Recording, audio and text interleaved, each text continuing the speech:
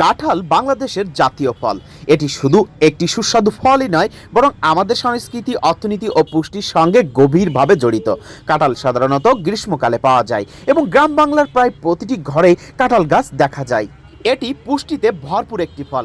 এতে রয়েছে প্রচুর পরিমাণে vitamin A, C, calcium, iron ও খাদ্যাঁশ, যা আমাদের শরীরকে সুস্থ রাখতে সাহায্য করে। কাঁঠাল শিশুর বৃদ্ধি, চোখের দৃষ্টিশক্তি এবং হজমে সহায়ক ভূমিকা রাখে। বাংলাদেশে কাঁঠাল কৃষি পণ্যের একটি গুরুত্বপূর্ণ অংশ। এটি কৃষকের আয় বৃদ্ধিতে অবদান রাখে এবং গ্রামীণ অর্থনীতিকে শক্তিশালী করে।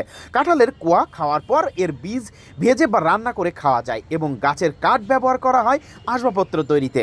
সময়ের পরিক্রমায় এই কাঁঠালটা গ্রামে উৎপাদিত হইলেও এই গ্রাম থেকে এই কাঁঠালগুলো সব চলে আসে শহরে, আর শহরে এভাবেই সারিতে সারিতে রেখে কাঁঠালগুলো বিক্রি করা হয় ক্রেতাদের কাছে। আজকে আমি এসেছি এমনই একটি জায়গায় যেখানে কিনা সবসময় এরকম কাঁঠাল পাওয়া যায়, আর যেখান থেকে ক্রেতারা চাইলেই বিক্রেতাদের কাছ থেকে দামাদামি করে কাঁঠাল কিনতে পারে।